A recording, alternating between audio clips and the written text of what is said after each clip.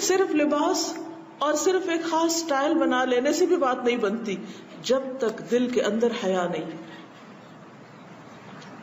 یہ تو حیا کے تقاضے پورے کرنے کے لیے ایک آؤٹر گارمنٹ ہے، لیکن اصل چیز پھر کیا ہے کہ دل کے اندر حیا ہو، آنکھوں میں حیا ہو. کیونکہ جب تک اندر حیا نہیں، دل کے اندر اللہ کا ڈر نہیں ہوگا، تقوی نہیں ہوگا، تو آپ نے دیکھا ہوگا کہ بعض اوقات عورتیں پوری کی پوری ڈھکی ہوتی ہیں، اس کے باوجود غلط کام کر رہی ہوتی ہیں اور وہ دوسروں کے نوٹس میں بھی آ رہا ہوتا ہے. برقع پہن کے حجاب کے اندر بھی وہ مردوں سے اس طرح چہک چہک کے باتیں کرتی ہے کہ جس سے منع کیا گیا ہے. تو ضرورت اس بات کی ہے کہ ہم ایمان کے تقاضوں کو پورا کریں. ایمان کی 70 سے اوپر کچھ شاخیں ہیں، جن میں سے ایک شاخ حیا ہے. حدیث کے مطابق حیا جب دل سے نکل جاتا ہے تو ایمان بھی چلا جاتا ہے. حیا اور ایمان لازم و ملزوم ہیں، ساتھ ساتھ ہیں. اگر حیا ہے تو ایمان ہے، ایمان ہے تو حیا بھی ہوگا. لیکن اگر حیا رخصت ہو گیا تو ایمان بھی رخصت ہو گیا. اور حیا سارے نیک اعمال کی بنیاد میں ہے، کیونکہ جب انسان کے اندر حیا نہیں رہتا، اذا لم تستحی فاصنع ما شئت، جب تمہارے اندر حیا نہیں تو پھر جو چاہو کرو. تو حیا انسان کو خوبصورت بناتا ہے، حیا انسان کو نیکی پر اکساتا ہے، حیا انسان کو بری عادات، برے اخلاق، برے معاملات اور برے کاموں سے روکتا ہے. وہ ایک نفسی حالت ہے، یعنی انسان کے اندر کی ایک ایسی کیفیت ہے، وہ اندر کا ایک ایسا احساس ہے کہ جو انسان کو مجبور کرتا ہے کہ وہ اپنی زبان، اپنے ہاتھ، اپنی نگاہوں، اپنے کانوں، اپنے قدموں سے کوئی غلط کام نہ کرے. روک لیتا ہے، کھینچ لیتا ہے. یعنی حیا برائیوں، برے اخلاق اور برے کردار کے لیے ایک رکاوٹ بن جاتا ہے، ایک آڑ بن جاتا ہے، اور اس طرح انسان کو خوبصورتی دیتا ہے. حیا کا لفظ بھی آپ دیکھیے تو حیات سے ہے. حیات کہتے ہیں زندگی کو. تو یہ کس کی زندگی ہے؟ حیات القلب ہے، دل کی زندگی ہے. کیونکہ اگر حیا ختم ہو جائے، مر جائے، نکل جائے تو پھر انسان کا دل بے حس ہو جاتا ہے. پھر انسان ہر طرح کی برائیاں کرنے لگتا ہے اور وہ برائیاں اس کے دل کو سخت کر دیتی ہیں. پھر انسان گناہ کرتا ہے اور اس کو احساس بھی نہیں رہتا. آپ نے دیکھا ہوگا کہ جن لوگوں نے ایک بڑی عمر میں جا کر اپنے آپ کو ڈھانکنا شروع کیا، حجاب وغیرہ کیا، تو اگر وہ اپنا پاسٹ دیکھیں تو بہت سے لوگوں نے اپنا تجربہ مجھے یہ بتایا ہے کہ ان کا کہنا یہ ہے کہ ہمیں تو کبھی احساس بھی نہیں ہوا تھا کہ ہم غلط کر رہے ہیں. حالانکہ اللہ تعالیٰ نے انسان کی فطرت میں حیا رکھی ہے.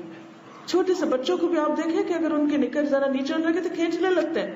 بعض بچے سوتے ہوئے بھی اپنے کپڑے ٹھیک کر رہے ہوتے ہیں، شرم آتی ہے ان کو. چھوٹے چھوٹے بچے آپ نے دیکھا ہوگا کہ کس طرح وہ لوگوں کے آگے آنے سے شرماتے ہیں، اپنا منہ ڈھانک لیتے ہیں، اپنے منہ اپنے ماں کے گودی میں چھپانے لگتے ہیں. آپ کسی چھوٹے سے بھی بچے کو جس کو بھی بولنا بھی نہیں آتا، آپ اس کو کہیں ادھر آؤ میں اٹھاؤں تمہیں، تو ایک دم کیا کرتا ہے، شرما کے اپنا منہ دوسری طرف کر لیتا ہے، کیونکہ وہ آپ کو اجنبی محسوس کرتا ہے، تو آپ سے حیا کرتا ہے. تو یہ انسان کے اندر اللہ نے فطری طور پر یہ چیز رکھی ہے. لیکن بعض اوقات ہماری فطرت کے اوپر پردے پڑ جاتے ہیں. کس چیز کے؟ ماحول کے، اثرات کے، اور معاشرے کے مختلف جو رسم و رواج اور کلچر ہوتا ہے، ایک کے بعد ایک لیئر آنے لگتی ہے. حدیث میں آتا ہے نا کہ کل مولود یولد علی الفطرہ، ہر بچہ فطرت اسلام پر پیدا ہوتا ہے. لیکن کیا ہوتا ہے؟ فَأَبَوَاهُ يُحَوِّدَانِهِ او يُنَصِّرَانِهِ او يُمَجِّسَانِهِ، پھر اس کے ماں باپ اس کو یا یہودی بنا دیتے ہیں، یا عیسائی بنا دیتے ہیں، یا مجوسی بنا دیتے ہیں. اور جن کے ماں باپ مسلمان بھی ان کو بناتے ہیں تو بعض اوقات کلچر، آباء و اجداد کی پیروی اور تقلید اور رسم و رواج کی وجہ سے وہی بنا دیتے ہیں جو ان کا ماحول ہوتا ہے. تو پھر وہ جو اصل اللہ نے حیا رکھی یا ایمان رکھا انسان کے اندر، دین کی خواہش رکھی یا اپنی ایک پہچان رکھی، وہ ساری پردے میں چلی جاتی ہے، وہ چھپ جاتی ہے. پھر انسان بے حس ہو جاتا ہے، اس کو احساس بھی نہیں رہتا کہ وہ غلط کام کر رہا ہے. تو اسی لیے کہا گیا کہ جب تم حیا نہ کرو پھر جو جی چاہے کرو، کیونکہ انسان پھر نڈر سا ہو جاتا ہے اور بے پرواہ ہو جاتا ہے. اس لیے ہم سب کو اس چیز کی کوشش بھی کرنی ہے، دعا بھی کرنی ہے، اور شعوری طور پر اس کیفیت کو اپنے اندر لانا ہے. تو حیا جو ہے ایسے کام کرواتا ہے انسان سے جس پر اس کی پکڑ نہیں ہوتی یا جس سے وہ عیب دار نہیں ہوتا. دوسرے لفظوں میں حیا انسان کو عیب دار ہونے سے بچاتا ہے. اب یہ جو عیب ہوتا ہے، برائی جو ہوتی، بد اخلاقی جو ہوتی، یہ انسان کو کیا بنا دیتی؟ انسان کی ویلیو گھٹا دیتی. جس کے اندر حیا ہوتا ہے وہ اس کو ایسی برائیوں سے بچاتا ہے. لہذا نتیجہ کیا ہوتا ہے کہ انسان کے اندر بہت سی خوبیاں پیدا ہو جاتی. اب آپ دیکھیے کہ انسان کو کس کس چیز سے حیا کرنا چاہیے. پہلی چیز یہ ہے کہ انسان کو اللہ تعالیٰ سے حیا کرنا چاہیے، اللہ تعالیٰ سے شرمانا چاہیے. وہ کس طرح؟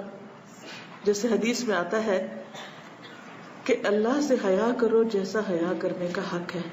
تو لوگوں نے کہا کہ ہم سب تو کرتے ہیں. فرمایا یہ نہیں، اللہ سے حیا کرنا یہ ہے کہ انسان اپنے سر اور جو کچھ اس کے اندر ہے اور اپنے پیٹ اور جو کچھ اس کے اندر ہے اس کی حفاظت کرے. سر کے اندر کیا ہے؟ دماغ ہے، خیالات ہیں. پیٹ کے اندر کیا ہے؟ کھانا پینا اور شرمگاہ ہے، اور انسان کے سینے میں اس کا دل ہے. تو گویا دل میں جو خیالات آتے ہیں، پیٹ میں جو لقمہ لے کے جاتا ہے، اور انسان کے جو ازدواجی تعلقات ہیں یا انسان کے جو مرد اور عورت کے تعلقات ہیں، ان کے اندر بھی ایک حیا ہو، اور یہ حیا اللہ تعالی سے ہو. اب ہم کیا سوچ رہے ہیں اس وقت؟ آپ کیا سوچ رہے ہیں بیٹھ کے؟ کوئی نہیں جانتا. کون جانتا ہے؟ صرف اور صرف اللہ جانتا ہے. ہمارے دل میں کیا کیا خواہشات ہیں، کیسے کیسے خیالات ہیں، اس میں ایمان کی حرارت ہے یا نفاق کا اندھیرا ہے، اس میں کسی کے لیے حسد ہے یا حقد ہے یا غل ہے یا نفرت ہے، بغض ہے. کسی کو نہیں پتا، اللہ کو پتا ہے.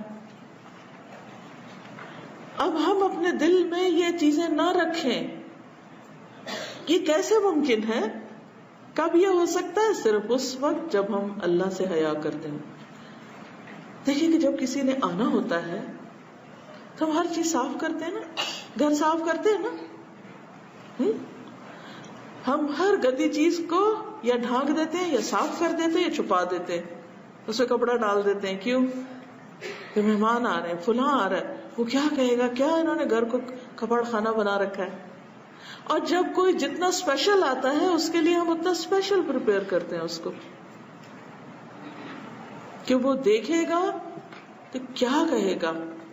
بندہ مومن بندوں سے زیادہ اپنے رب کے بارے میں سوچتا ہے کہ میرا رب میرا دل دیکھتا ہے، میری سوچوں سے واقف ہے، میں کیا کر رہا ہوں تنہائی میں، لوگوں سے چھپا کر، کسی کو نہیں پتا، اس کو پتا ہے، اس کو پتا ہے.